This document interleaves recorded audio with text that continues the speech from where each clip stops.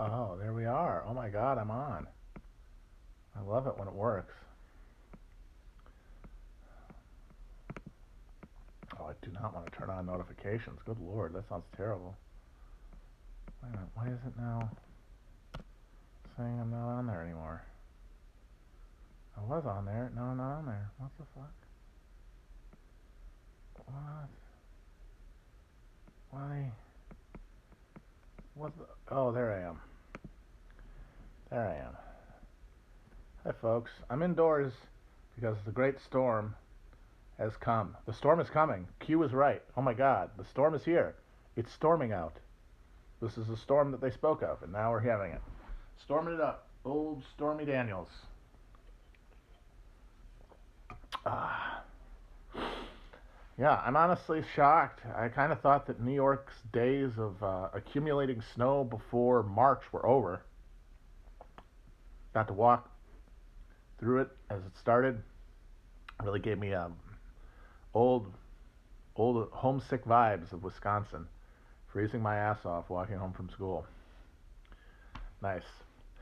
We will be talking later in the episode, stream, whatever the hell you want to call this, moment in time, about the first three chapters of this here book, The Republic for Which It Stands, by Richard White.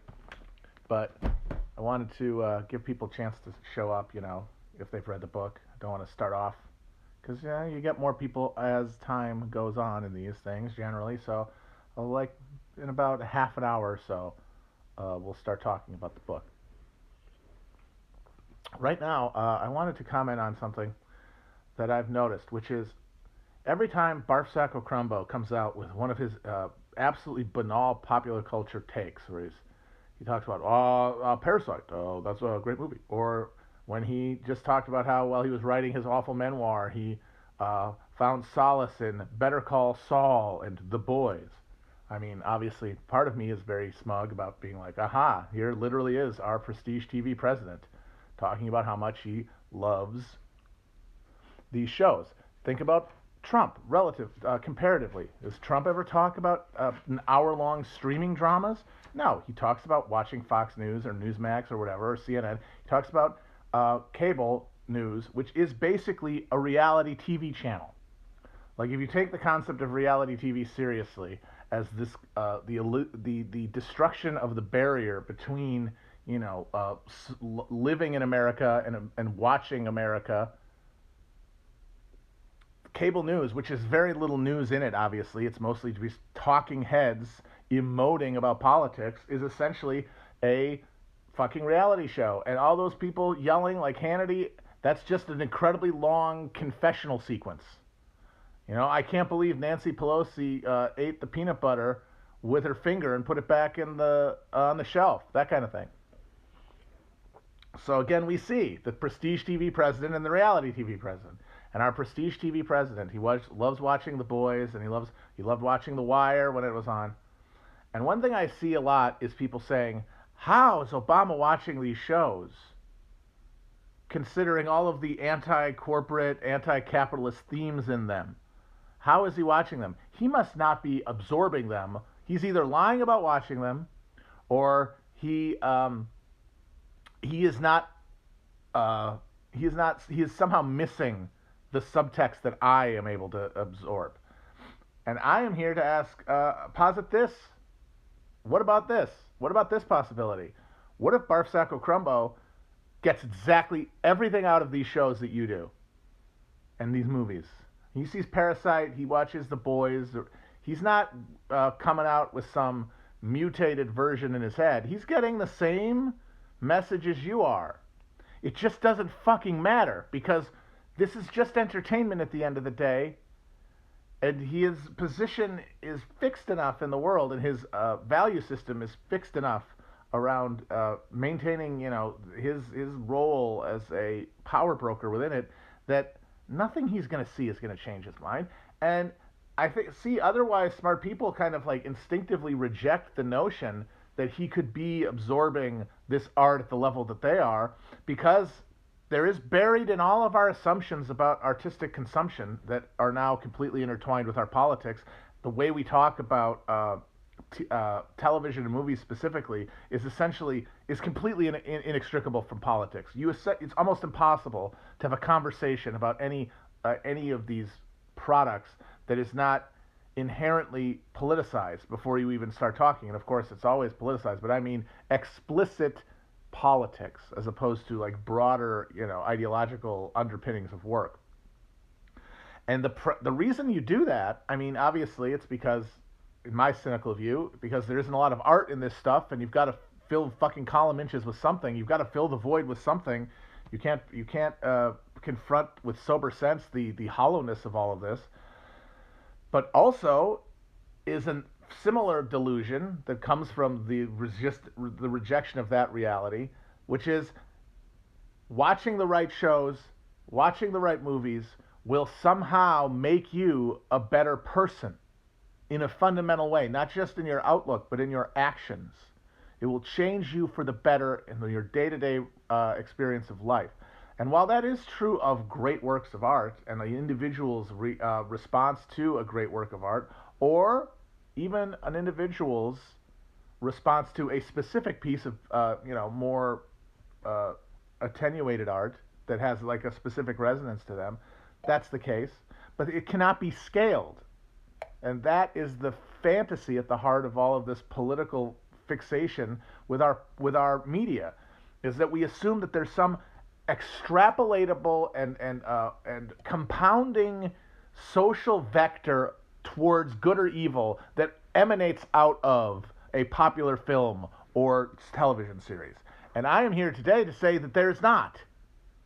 There's nothing. It doesn't do anything. Our moral choices are determined by interests that are far, far deeper than any glib shit we're going to pull out of a fucking TV show that by definition is fucking spoon feeding us. If it wasn't spoon feeding us, it wouldn't be on television.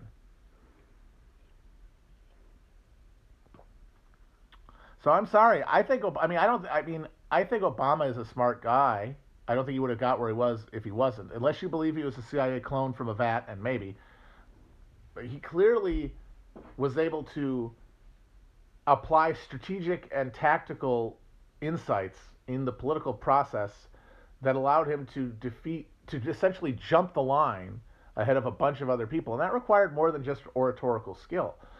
But like, he's not a great mind. Obviously, he's very he is happy in his chains. He's happy in the fetters that he has given himself because they excuse him to do whatever he wants.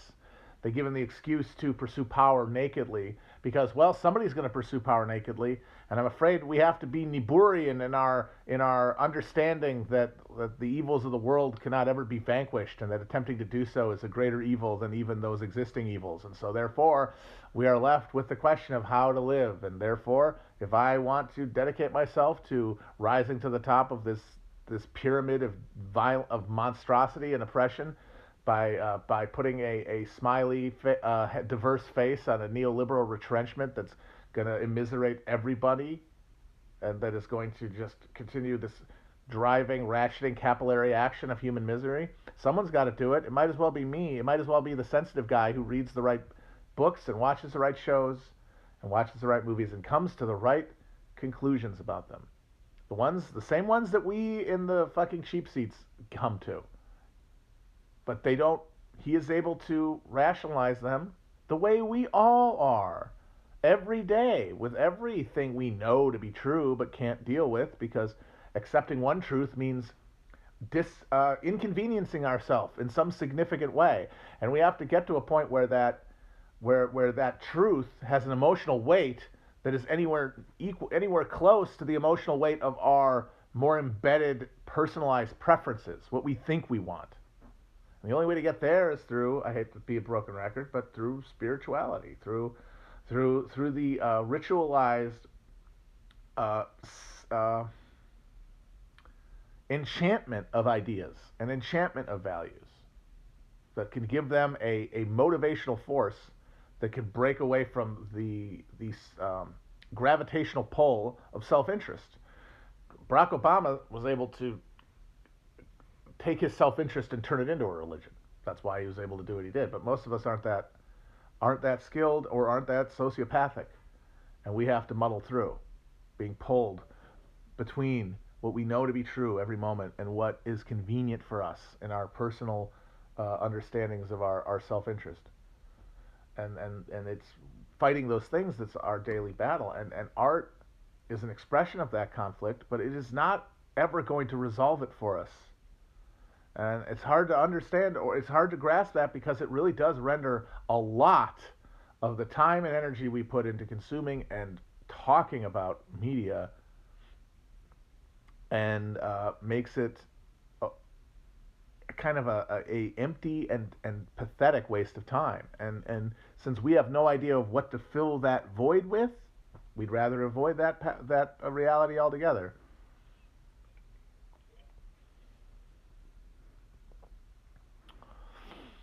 Like I said, that the prestige TV anti-heroes are sociopaths. Honestly, I don't think they are, because then there wouldn't be a show. Like those shows are about a deeply, deeply talented in one way or another, and also deeply, deeply selfish person battling with whatever fragmentary, echoed, half-remembered conscience they might have. The thing that makes them unable to just be happy in their consumption.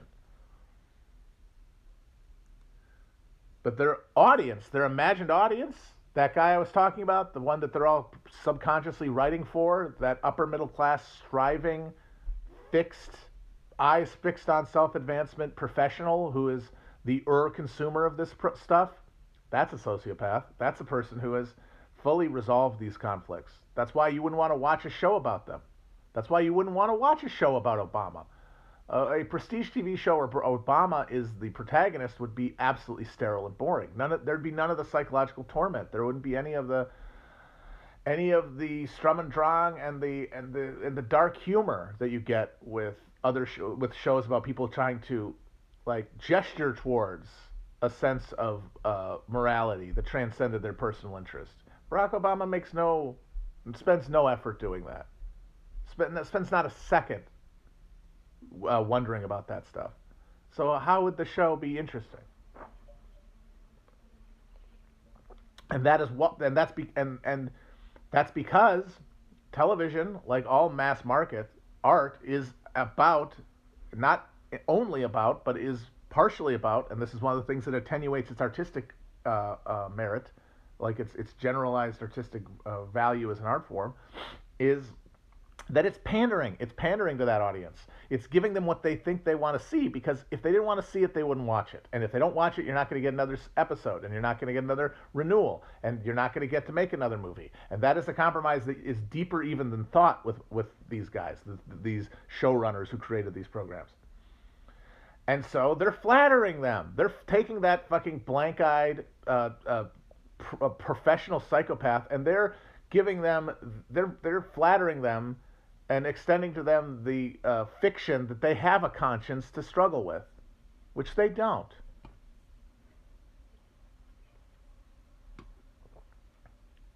Why wouldn't Obama like The Boys? I don't understand why it's insane that Obama would like The Boys. Like like I have said, he doesn't think that he has power. He doesn't think that the president is fundamentally a job that is about doing things from one's own volition. It's about serving a mechanism that is inviolable. So why would he be horrified by The Boys? Why would that make him discomfited? I don't hate The Boys. The Boys is fine. It's not anything to write home about, and if it's what prestige TV is now, then the fucking genre is, I mean, a complete joke. Although, honestly, season 4 of Fargo should have fucking put the nail in the coffin there anyway. Holy shit, what a piece of shit. What a pretentious I hate using the word pretentious. Anybody who calls art pretentious is just telling on themselves most of the time. But for season 4 of Fargo is Noah Hawley, the guy who created it, showing the fundamental problem with him as a television creator, which is that he thinks he's too good for TV. Remember, this is a guy who has directed a film, directed a film, which, by the way, I watched and sucks, wrote a book that I'm not reading, television is, in his own mind, beneath him. And that shows throughout all of his work, but in season 4 of Fargo, it's overpowering.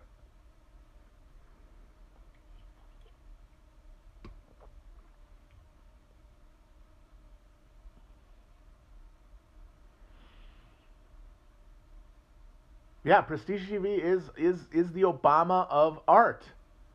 It's this thing that is all we have, like all we have, all all liberalism can stand on now. Now that it can no longer offer anything to anybody materially. Now that the material pitch of the Democratic Party that made it the natural ruling party of the United States for 40 years is gone, and all they have left is the ability to push forward on the strength of celebrity, on the strength of personality. And you might say, but what about Biden? They wanted Obama again. They never wanted anything other than Obama, the Democratic electorate. They would have voted him a third term overwhelmingly if it hadn't been for the Constitution. If he'd been able to come back for like Putin in this time, they would have voted for him overwhelmingly. If Michelle Obama had run, she would have gotten the nomination. Biden was the closest thing anyone had.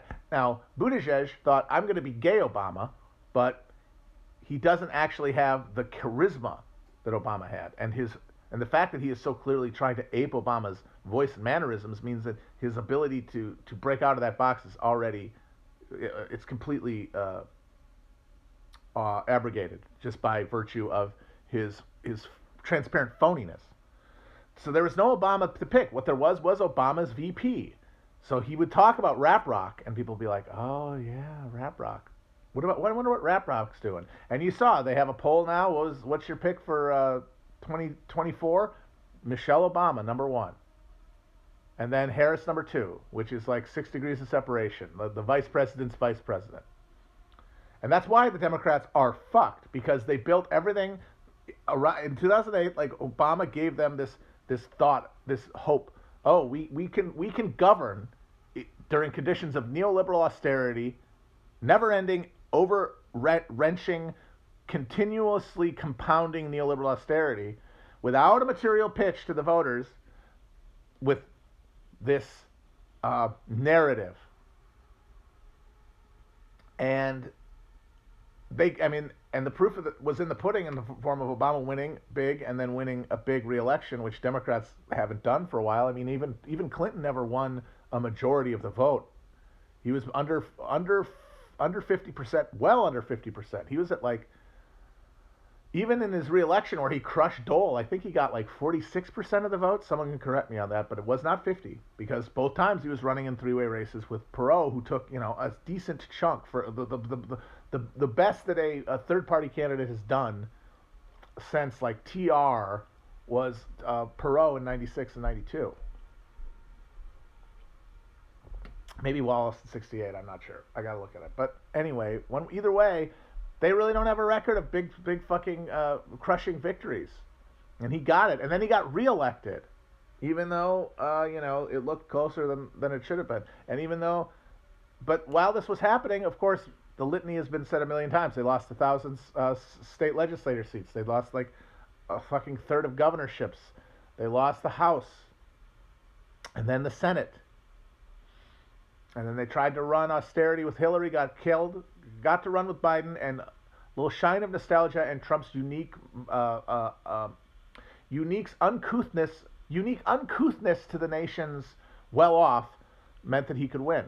Like, I remember before the election, I said that the reason I think after the first debate, I said I think Biden's going to win, and the reason he's going to win is because people are going to have a choice between 4 more years of ever-cranking political rhetoric or kind of taking the heat off of the kettle for a little bit.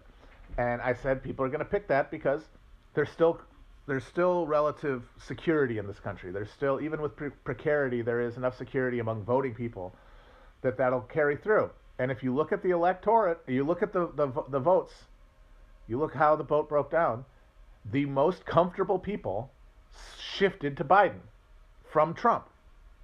Because they have a house.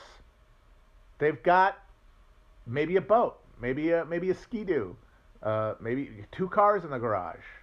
They can go, they have some 401k money. They don't want to be in the streets shooting it out with Antifa. Where did Trump gain? He gained amongst people who have the least to lose. The people who saw the ratcheting up political rhetoric and the move towards conflict and said, sure, bring conflict. Why not?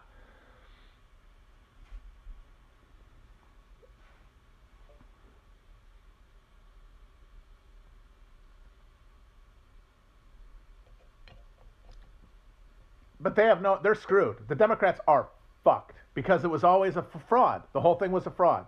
It all depended on the specific charisma of Barfsack Crumbo, which is now, thanks to the Constitution, no longer accessible. And there's nobody in the wings. There's nobody who comes close. There's a bunch of off-brand Obamas, like fucking Cory Booker, who's like a Chuck E. Cheese animatronic on the Fritz, trying to do Obama. And then you got fake-ass Buttigieg. And then who else? There's nobody. There's nobody. It's a bunch of fossils who clogged up the top of the party because they do not want to hand the reins over to anybody who is not fully enthralled by the machine the way they are. And they don't trust anybody else to run the thing. And they're all insane megalomaniacs who don't think they can die, like every other old American who's all decided that they're immoral. And this is just like prestige TV. Coming into the but then lastly, so this is a totally fraudulent and doomed project, but Democrats are going to double and triple down because they don't have anything else, and so they've convinced themselves that this is the only way things can be, and that actually if you criticize it, you're a piece of shit. Prestige TV is essentially the same thing. It filled the void of attention that people had once their attention spans have been destroyed by the internet, and their ability to put any thought or concentration into a difficult work of art was scrubbed away by the daily abuse of like being a screen-centric human, and also working more and more, and having less and less time to devote to anything other than the most brain-smoothening of recreational activities. And in that, but you know, hey, if you went to college, you know you're supposed to want something more than that, you know, and there is that yearning we actually have that cannot often be articulated, but still drives us in some way. And fucking Prestige TV filled the void. Hey, you know that crap, that slop for pigs that they used to sell that they used to sell beer and fucking diet pills? It's actually the premier form of artistic expression of our time. Oh, good. And then they wrote it, and they're sticking with it, and they'll tell you that you're what, like an elitist or some shit, or somehow racist or problematic for saying that, instead of confronting it because they have nothing else. There's nothing else because nobody has the energy or the attention to pursue anything more challenging. And even if they wanted to, who could talk to them about it? And that's half of it right there. At least half, maybe more, honestly, at this point. Well more than half is talking about it, talking about our artistic consumption. And if you don't have other people who have had the same experiences, who can you bounce things off of? Who can you get responses to your hot takes from, both in real life and online?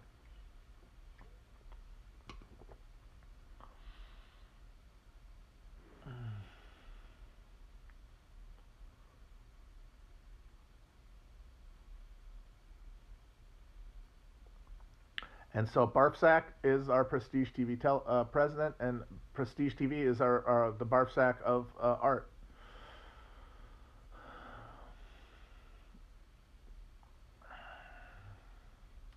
Is that strike in India actually still happening? Because I thought it was because the thing about India is every once in a while, like 250 people will go on strike, but it's like a 2-day demonstration that's in conjunction with like a communist state government, and like it's not really a strike. I mean, how many people who get freaked out, who get very excited about Indian strikes, are aware of that? I wonder if there's just a lot of semantic confusion there. People get excited because they hear general strike, and whenever anything happens politically in India, the sheer number of people makes your hair stand on, because it's hard to conceive of that, you know, coming from America, which, you know, is hilariously small population-wise comparatively. But you know, it's not. I mean, I'm glad to see Modi get any kind of pushback, but I know that there are continuing protests by farmers in India.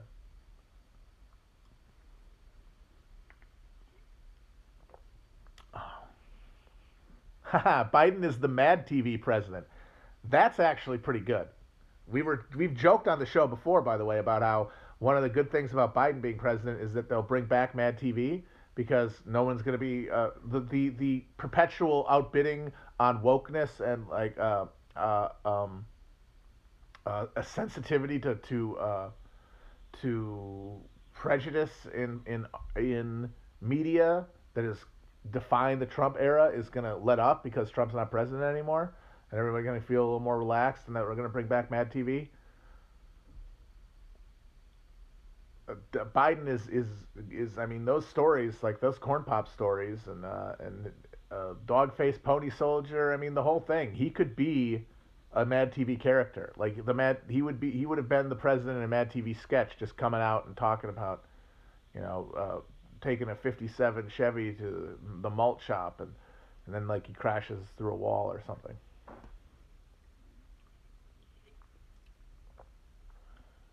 Come on, man. Isn't that a great catchphrase for a Mad TV character?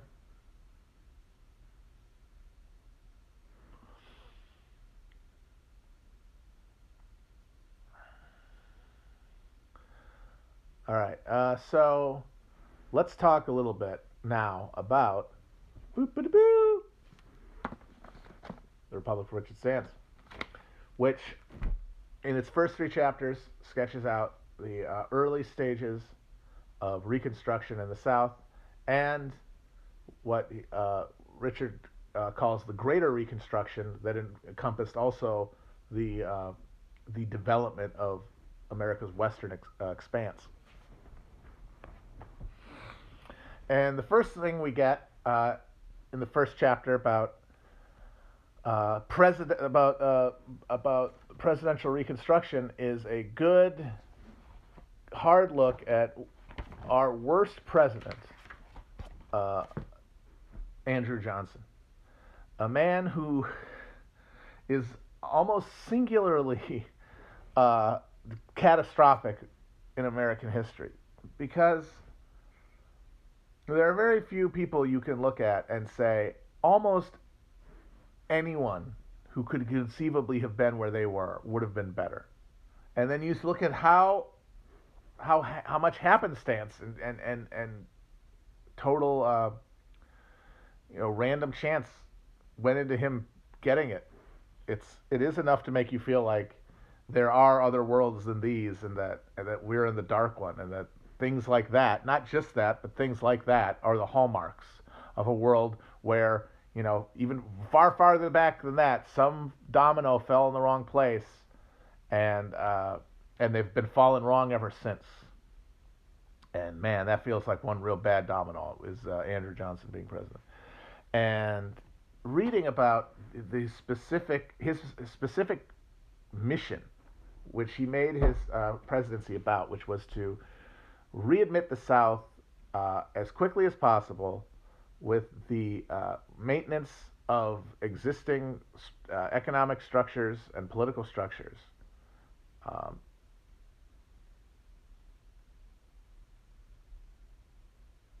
and then seeing how much effect that had in terms of undermining the very early stages of Reconstruction. And the thing is that once Congress came back from their hilariously long recess, Congress back then was basically a part-time job, and uh, Congress convened, like new Congresses convened far later than they do now. It was kind of a nightmare, honestly, and it's one of the reasons they changed it. But even after they got back, so you had a period of pure presidential reconstruction until like December of 1865, and then even after Congress comes back, and then even after Congress comes back even more radically Republican after 66 midterms, uh, Johnson is able to uh, do an insane amount of damage, and at the most critical time, because even once Grant gets in, We haven't gotten there yet in the book, or haven't spent much time anyway with the Grant administration. But once Grant gets in, and is able to carry out, the more radical Reconstruction more in collaboration with Congress than fighting them. Uh, they are trying to reconstruct now on a situation that has much less of the fluidity, much less of the contingency, much less of the potential that existed in April of 1865, because fucking Andrew Johnson spent 4 years cheating all over it. And it really makes me more resolved than ever to really try to pursue this as a project, this idea of like if Lincoln lives, because it would not I would not want to make Lincoln like this world historic savior figure. Uh, More than anything, I want to make Johnson the world historically catastrophic figure that he is. Because honestly, like Lincoln is assassinated and Hannibal Hamlin was still his VP, or fucking Azerrad had gone through with his mission to kill Johnson, and Benjamin Wade, the radical Republican president pro tem of the Senate, becomes president, you could still have had a much better outcome of Reconstruction. Although I think Lincoln is sort of uniquely suited in that moment to, at that most protean moment, to be exercising power. But things could have gone better with almost anyone else there. And yeah, like it's less about Lincoln living than about Johnson not getting to be there and to just, God, oh God, breaking up the fucking the land grants that Sherman had given to freedmen in the coastal Carolinas. I mean, like that could have been the bedrock of the model of a redistributive Reconstruction that could have been seized upon by guys like Stevens and Sumner and Wade and Lincoln eventually. Not at first, of course, but maybe over time pulled in that direction by the flow of events. But we didn't get that, obviously. We got instead this. And so, obviously, Andrew Johnson, history's greatest monster, an incredibly Trumpian, like just perfect, the way that he would personalize everything, hyper paranoid, the fact that he went on a presidential stump speaking tour to try to whip up hatred of Congress, the party that had nominated him, by the way, to be the fucking president, or to be the vice president, and the only difference is that he got fucking heckled like crazy when he went out and did that. People owned the shit out of him because he was flying in the face of Northern opinion. This is the other part of it, is that his mission had no constituency in the North, and honestly, even in the South, the constituency was pretty busted up because there were a lot of Southern ex-Confederates who wouldn't even look the gift horse Johnson was giving them. They were looking it in the mouth. They wouldn't even accept his mechanisms because they involved too much besmirching of their honor.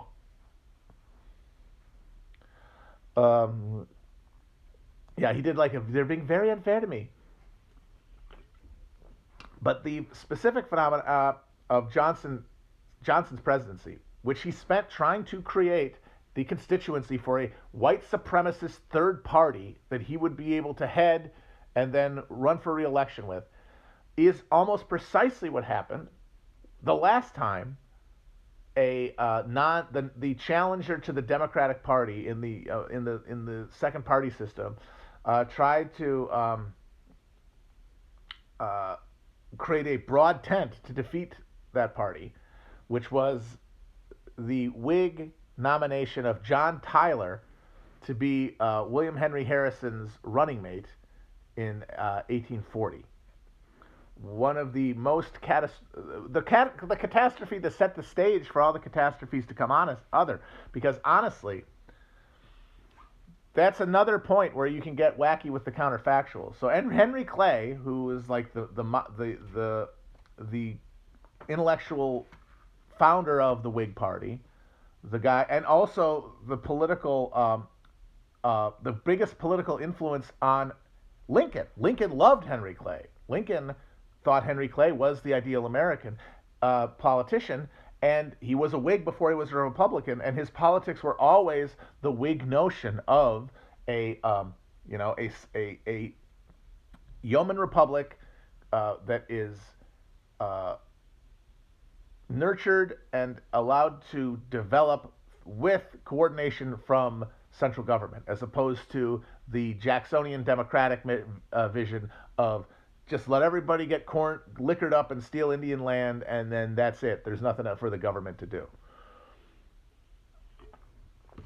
So Clay essentially founded the Whig Party and ran a number of times against Jackson, lost, and then in 1840, the Whigs had a real good chance because the economy had collapsed during Van Buren's presidency, because the fucking the model, the banking model that had replaced the destroyed Bank of the United States helped create the Panic of '37, which really did discredit the democratic project and discredit their whole idea, which at that point was the governing idea of people north and south, of voters north and south. Leave me alone to have my slaves, or to develop my land and to heat myself with Indian scalps. That was by far the most popular political persuasion at the time, and it saw itself fucking come to discredit by the collapse of the economy, and by Van Buren's refusal to do anything about it, because they're Democrats and they don't do anything about the economy. That's not the government's job. And the Whigs really wanted to make sure they didn't fuck it up, so they didn't nominate Clay because he was a loser. They nominated a war guy, William Henry Harrison. Hey, war man, yay, he fought in our colonial wars. You idiots like that, right? He's one of you. And they offered the vice presidency to Clay, and Clay turned it down because he was pissed that they had not gotten him the nomination again, because it was his fucking party. And so then the Whigs did a catastrophically stupid thing. Like I said, that stupid thing that set the stage for all the stupid things to come later. And that was they nominated John Tyler of South Carolina as the vice president, because they were trying to appeal as the party that was not the majority party of Americans. They wanted to appeal to never Jackson, basically, or never Van Buren, but really never Jackson, because Jackson was the Trump. He was the personality. Van Buren was just riding the wake, even though he was the mastermind. Clay was both, obviously, but for the Whigs. But anyway, he was a never Jackson Democrat. He had split with Jackson, not over internal improvements or in favor of the tariff, but the opposite, over the nullification crisis, over the question of whether or not the South, South Carolina, could refuse to carry out refuse to comply with the tariff laws that had been passed by Congress. And Jackson came down hard and said, I will hang John C. Calhoun, who was his own vice president, from a goddamn lamppost if these motherfuckers don't stop this. And Tyler and other Southern Democrats were horrified by that. The guys who ended up becoming the intellectual, the intellectual backbone of the secessionist movement, John C. Calhoun amongst them, but also Tyler. They said, we're horrified by this display of the absolutist power. And we don't like Jackson because of his grasping for power. Not because of ideology necessarily, but just he is too power-seeking.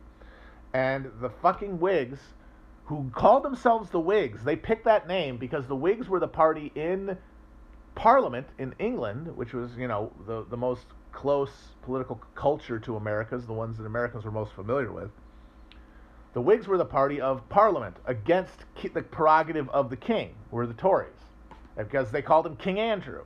And they fancied themselves as the defenders of the Constitution against the usurpations of Jacksonian democracy. And they wanted to get as big a tent for that message as possible. And so they said, hey, John Tyler, you're horrified by Jackson. How about you too? And they said, sure. They put him on the ticket. And then fucking William Henry Harrison drinks the doo-doo water and dies.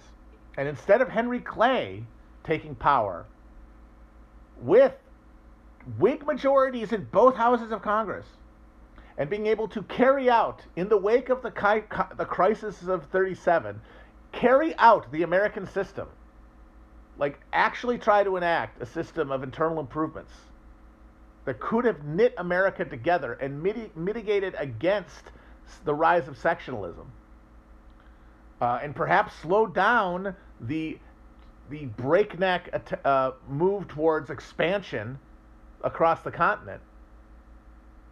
Instead, you got John Tyler, a guy who had no sympathy for the Whig ideology at any point and spent his entire term vetoing legislation from the party that nominated him and cozying up to Southern slaveholders and Democrats to create a third party run as the head of a explicitly pro-slavery party.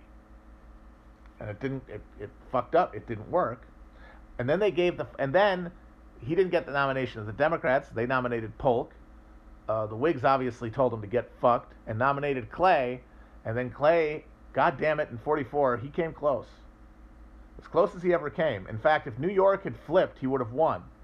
And there's actually kind of there is a Jill Stein of the 1844 campaign, because there was a small abolitionist party called the Liberty Party, which was headed by an abolitionist named James Birney, that polled somewhere around, I think, 3% in New York, which was more than the difference between Polk and Clay in that state. And most abolitionists in the North voted for the Whigs.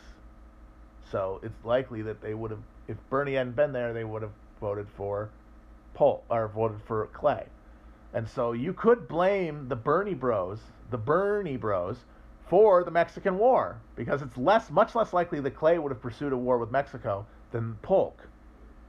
And of course, if you don't have the Mexican War, you do not have the Civil War. So, once again, even if you want to talk about the dominoes falling the wrong way, even before Lincoln being succeeded by Johnson, you have fucking Harrison being succeeded by Tyler. So the rest of the chapters that we read are about the expansion of railroad infrastructure into the West. And the way that White describes, and White is an expert on that specifically, the frontier is really his bailiwick. He's written a book that after this I might read, because I'm enjoying this so far, called Railroaded, which is specifically about the way that railroad infrastructure was built after the Civil War. If you know anything about the way that the government works now, the way that they built the railroad is incredibly, incredibly familiar. A corrupt handshake between consolidated capital, the capital that had emerged from the Civil War, and the government,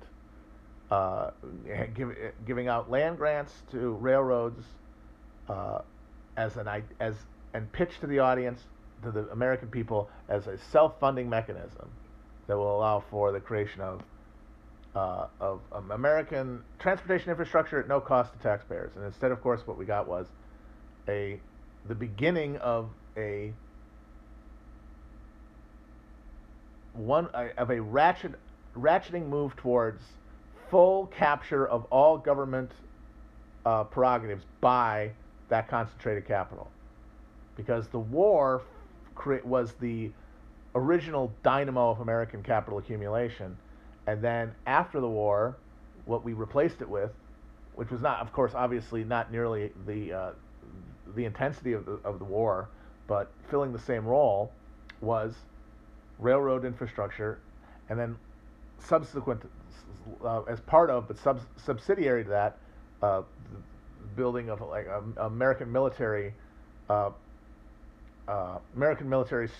campaigns into to subdue Indian territories. And I will say that I'm enjoying the book so far. I think that for a political and ideological history, it is very perceptive. I very much appreciate White's emphasis on Protestantism and liberalism as drivers at the level of politics. Obviously, this is all on top of a material base that he doesn't really talk about, but that's par for the course in this kind of history. Is It's going to be a political and cultural history. And the Oxford series that this is part of, which I've read several other very good books from, like Battle Cry of Freedom, is probably the best one-volume book on the Civil War, and that's the Oxford from the Oxford series. What Hath God Wrought, which covers the pre-Civil War era, like post-federal era, that's also very good. But they are fixed mostly on culture and politics, which is always interesting in its own right, as long as you remember what the real drivers are.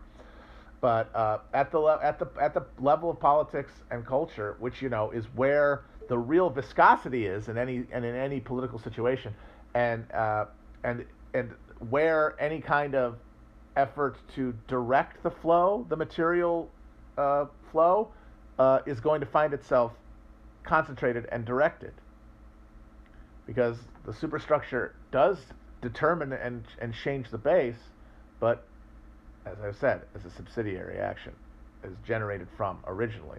And how that happens is much more contingent. That's where contingency lies, is in that superstructural relationship. And one of the big contingencies is fucking, god damn it, Abraham Lincoln getting shot by that piece of shit fucking himbo and replaced by one of the worst men, honestly, just one of the worst human beings to ever occupy the presidency. And that's saying a great deal, because there are some monsters in there. But even, like, Andrew Johnson doesn't even have any, like, some of the personal virtues of the more charismatic or personable psychopaths who've been president. And people have told me, Lincoln and Johnson, at the end of the day, would it have been that much different? They were both racist. I mean, yes, they were both racist, but Andrew Johnson Lincoln was ambiently racist in the way that all 19th century white males were. Johnson was pathologically and personally and like Nixonianly racist. And that he was in a unique position as president in Reconstruction to have that personal animus shape the fucking clay that everyone who came after one would have to build upon. Oh, God. Can't get over it. Oh, it's so bad.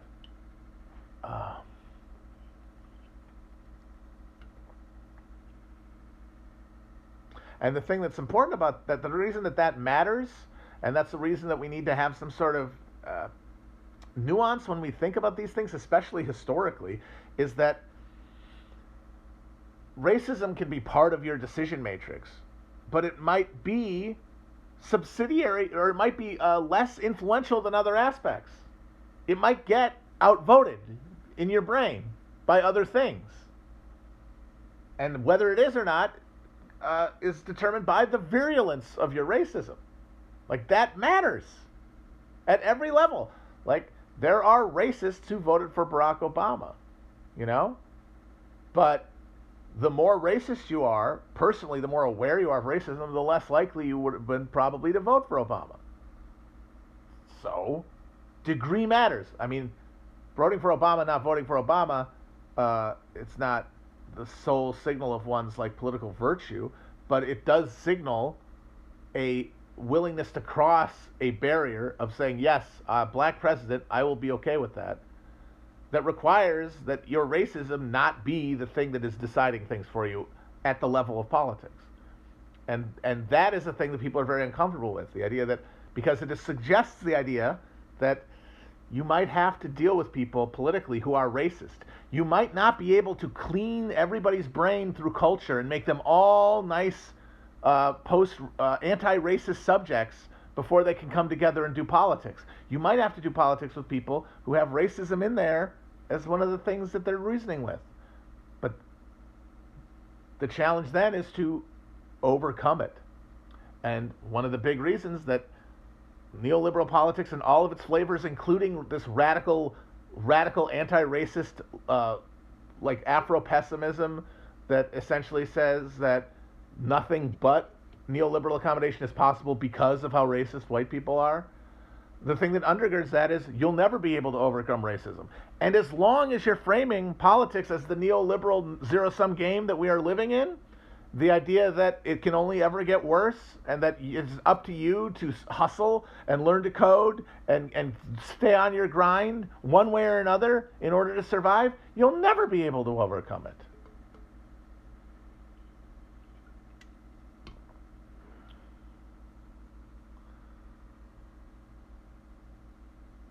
Twitch banned the word simp? That's funny. But anyway, I'm looking forward to the way that White weaves in Protestantism and like mass religious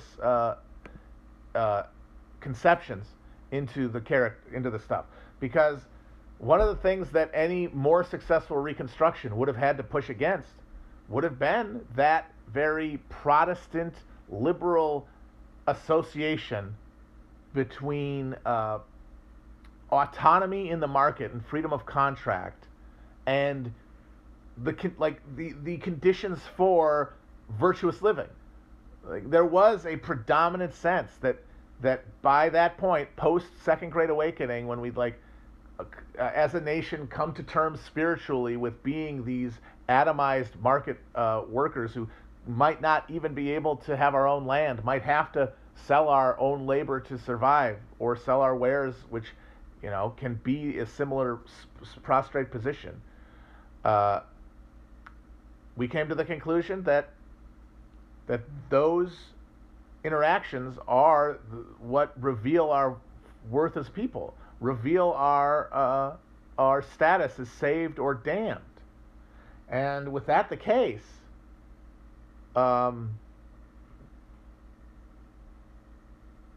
the government intervention in the economy that would have been required to do Reconstruction in any way more viably would have been very difficult. It would have been hard.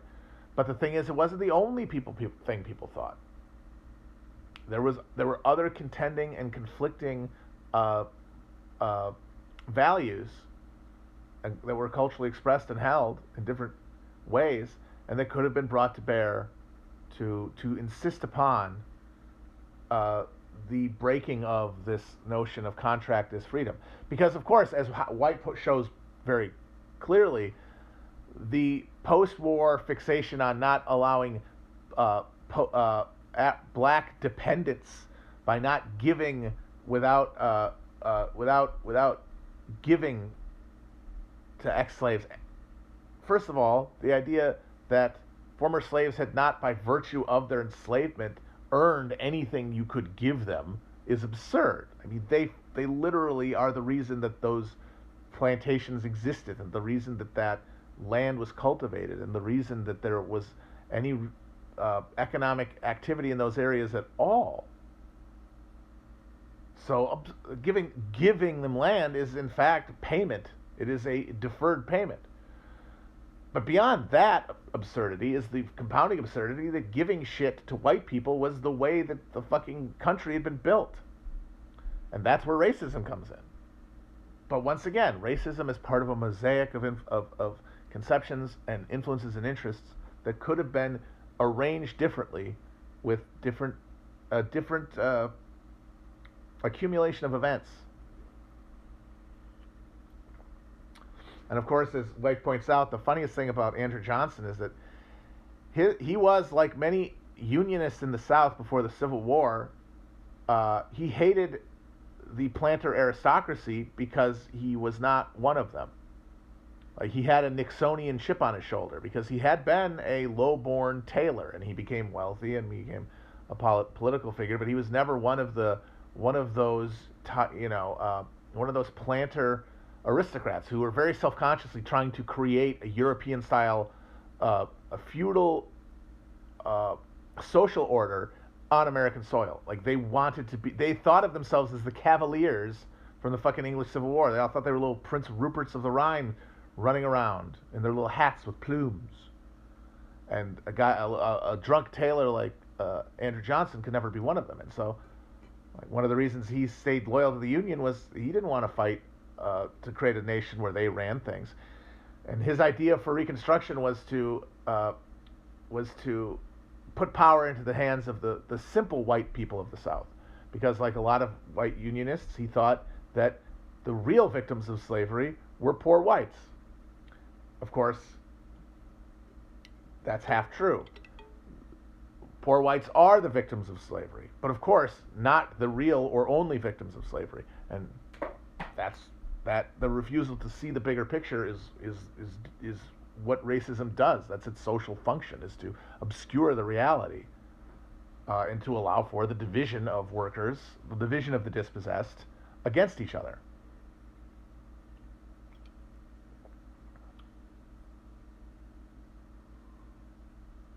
And the Reconstruction that Johnson pushed for, that he thought would empower the simple white people of the South, what did it do? It put every kudzu-covered, fancy lad asshole in the South back in the saddle, back in power. Way to go. Good for you, Andrew. Good for you. I don't care about kudzu. Whatever. I don't live down there. It's too fucking humid. All right. So, if anyone has any specific questions about what we've read, I'll pop in there. But I'm going to be wrapping up soon. I don't think there's going to be a stream next Wednesday. I think I'm taking some time off next week. I've got other things to attend to. But when I get back, let's do let me look here. Yeah, let's do the rest of part 1. Finish part 1. So chapters 4 through 8. That's a nice stopping point.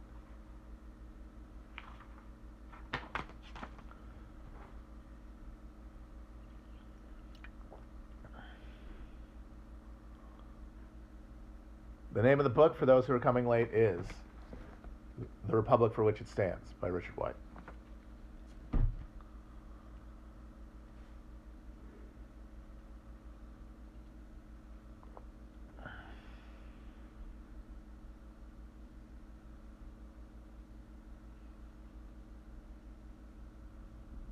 Well, the most cringe counterfactual is, what if the Nazis had won the war?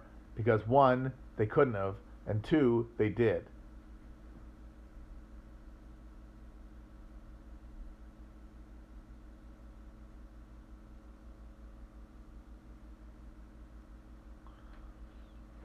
A good book about the Cold War in Africa. There actually are 2 books.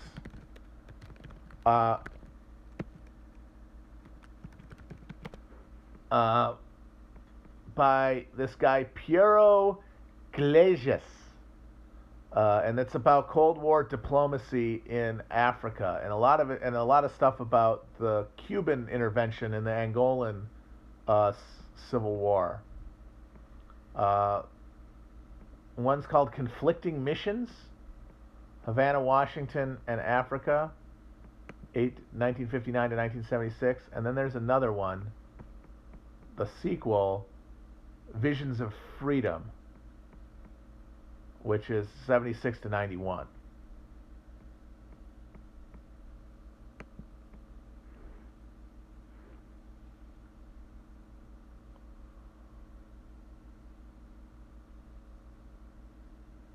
The only one who ever got it right was the Nazis winning the war right thing was Philip K. Dick, when he said, as soon as they got nukes, they would have destroyed the world, which, yes.